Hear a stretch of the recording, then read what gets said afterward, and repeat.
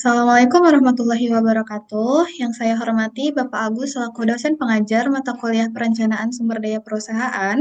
Pada kesempatan kali ini, saya Ainun Azizah dan rekan saya Kaila Salsabila Eka Putri, kami akan menjelaskan tentang modul ODU, yang mana pada kesempatan ini kami akan menjelaskan terkait modul sales dan inventory. Pertama, pastinya kita perlu klik order pada bagian website, lalu kita masuk ke My Database. Lalu kalian pilih database yang sudah kalian buat. Baik, yang pertama saya akan menjelaskan mengenai modul sales atau penjualan. Di sini kita akan mulai dengan membuka modul sales. Nah, modul sales ini adalah modul yang dirancang untuk mengelola siklus penjualan dari awal hingga akhir yang mencakup pembuatan penawaran, konversi ke pesanan penjualan, manajemen pelanggan, hingga penerbitan faktur. Sehingga pada modul sales ini memungkinkan pengguna untuk melacak aktivitas penjualan, mengelola pipeline penawaran, serta memantau kinerja penjualan melalui dashboard dan laporan analitik. Nah, kalau kita klik sales tadi, kita bisa melihat tampilan awal di sini adalah quotation. Ini quotation. Pada quotation, ia mencakup semua permintaan dari pengguna yang sudah diproses atau diterima ordernya dan juga yang belum. Jika permintaan dari pengguna itu belum diproses, tampilan pada statusnya adalah quotation. Dan apabila sudah diproses, order tampilannya akan berstatus sales order. Selanjutnya, pada modul sales ini kita dapat melihat tab orders. Nah, pada bagian orders ini hanya terdapat bagian yang sudah diproses atau diterima pesanannya. Akan tetapi di sini juga terdapat perbedaan status. Jika pesanannya sudah dibuat invoice, akan ada keterangan fully invoice. Seperti ini. Dan apabila tidak atau belum dibuat invoice-nya, akan ada keterangan to invoice. Nah, sekarang kita akan masuk ke bagian order to invoice. Di sini order to invoice. Sebelum membuat orders, kita harus melihat dulu bagian produk kita. Nah, di sini ada produk varian.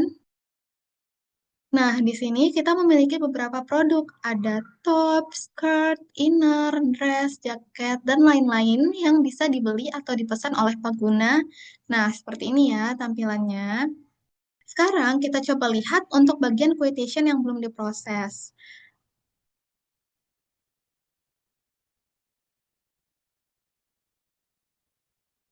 Nah, di sini sebagai contoh, kita ada dari pengguna, yaitu Shopee, dengan status masih quotation. Di sini terlihat juga ia membeli denim jaket white, akan tetapi masih belum diproses, sehingga di sini tulisannya masih berbentuk quotation atau permintaan. Sekarang kita akan proses dengan mengklik confirm pada bagian ini. Nah, sekarang tampilan statusnya yaitu sales order, yang artinya permintaan tersebut sudah diproses.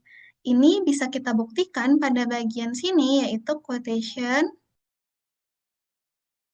dengan tampilan Shopee yang sudah menjadi sales order. Nah, tadi kan kita baru membuat sales order, namun belum membuat invoice. Maka di sini kita membuat order to invoice. Kita pilih yang Shopee. Nah, selanjutnya kita akan proses dengan cara create invoice. Lalu kita klik yang create draft.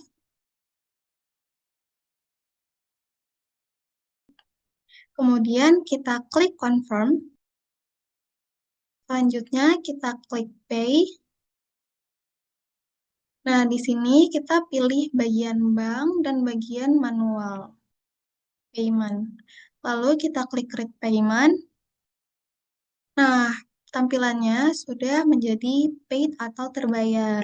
Dan kita bisa lihat di bagian order, pada daftar baru, Sophie sudah fully invoiced. Selanjutnya, kita akan coba membuat pesanan baru dengan klik New pada bagian pojok kiri atas. Lalu kita akan coba pesan dengan nama customer. Nah, di sini kita tinggal klik. Lalu di sini terdapat search more. Nah, jadi pada bagian kontak kan sudah ada nih banyak pengguna sebelumnya yang sudah membeli di kita, sehingga kita bisa memilih salah satu dari pilihan tersebut.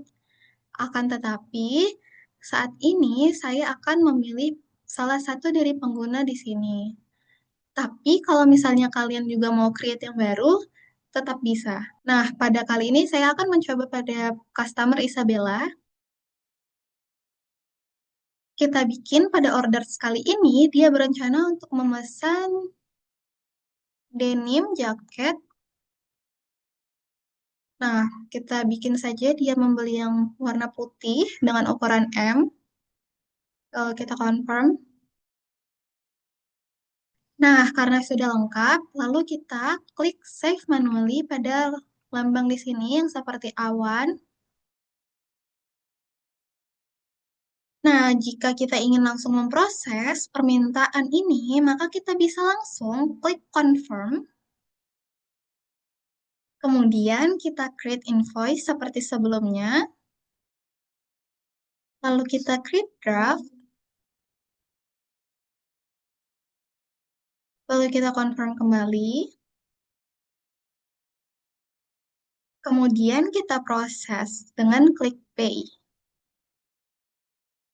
Oke, kita coba pada yang kali ini memakai cash ya. Dengan manual payment, kita create payment.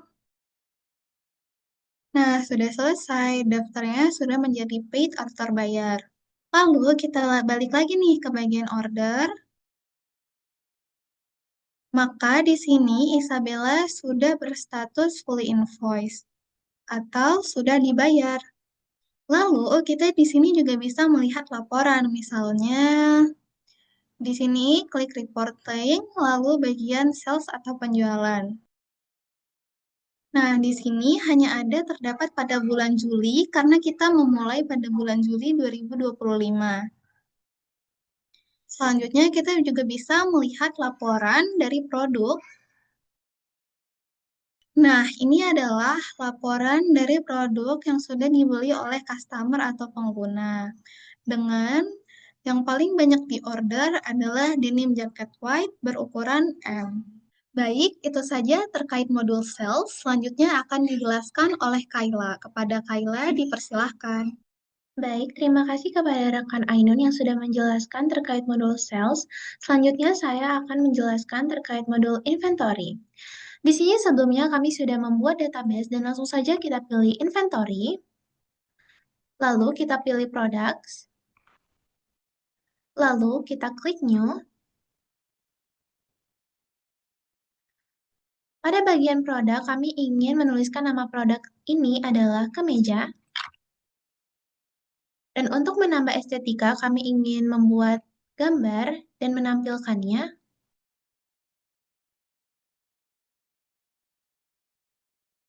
Setelah itu, pada bagian sales price, kami ingin memberikan harga kemeja ini sebesar 150.000. Dan pada bagian sales tax, kita hapus saja menjadi 0%. Untuk cost atau harga pembuatan produk kemeja ini adalah sebesar 125.000. Dan untuk purchase tax-nya, ini bisa dihapus saja. Dan pada bagian kategori, ini kita bisa bikin kemeja, lalu kita tekan internal link, dan pada bagian parent kategorinya, kita tuliskan pakaian. Setelah selesai, maka kita langsung keluar saja. Baik, selanjutnya adalah menuliskan reference. Di sini referensinya kami membuat KMJ. KMJ ini merupakan singkatan dari kemeja. Juga boleh digunakan penulisan angka ataupun simbol, ini bebas saja. Selanjutnya, kita tulis quantity on hand, yaitu kuantitas dari produk kemejanya. Di sini kami membuat 70 pieces. Baik, setelah selesai, langsung kita keluarkan saja. Baik, setelah keluar, maka akan menampilkan sejumlah produk. Kita cari saja produk yang sudah kita buat tadi, yaitu kemeja. Nah, di sini sudah dapat dilihat ya, kemejanya dengan harga 150.000 dan juga kuantitasnya yang 70 unit. Selanjutnya, kita membuat new kembali. Selanjutnya, untuk bahan baku sendiri, kita akan menuliskan produknya, yaitu kain katun.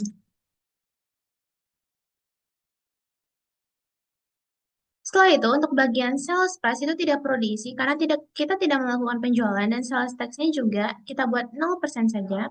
Lalu untuk bagian cost-nya kita isi dengan angka 65.000 untuk bahan kain katun dan purchase tax-nya kita biarkan saja 11%.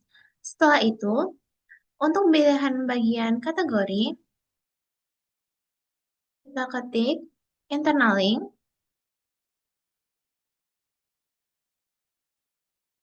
Lalu untuk kategorinya kita isikan dengan kain katun dan parent kategorinya kita tuliskan bahan baku. Setelah itu, kita bisa langsung keluar saja. Tidak lupa kita mengisikan referensinya. Di sini saya membuat untuk referensinya adalah kain katun, yaitu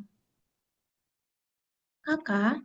Untuk bagian quantity on hand, forecast, sama purchase, ini tidak akan saya buat dikarenakan akan dituliskan pada modul berikutnya, yaitu purchase. Baik, di sini saya akan menjelaskan sedikit terkait modul purchase. Kita langsung keluar saja. Lalu kita pilih purchase. Setelah itu kita klik new. Baik, selanjutnya kita akan menuliskan nama vendornya, yaitu toko kain.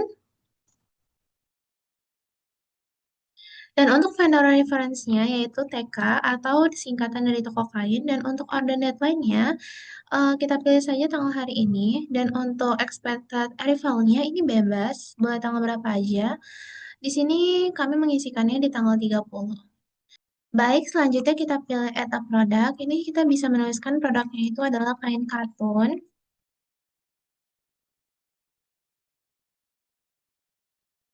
Lalu di sini kita pilih kuantitinya ini kita tuliskan saja 1 meter. Dan ini sudah langsung tertera harganya secara otomatis. Lalu kita tinggal pilih confirm order. Lalu setelah itu kita pilih receive. Baik, setelah itu kita kembali ke modul inventory untuk memastikan apakah barang tersebut sudah datang.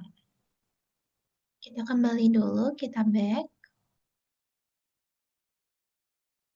Kita kembali ke modul inventory.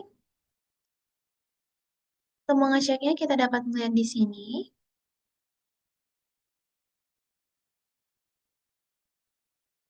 Nah, ini dia. Jika sudah, kita validate saja. Baik, sekian dari kami terkait eksplorasi modul Odo. Apabila ada kesalahan, mohon maaf. Sekian dan terima kasih. Wassalamualaikum warahmatullahi wabarakatuh.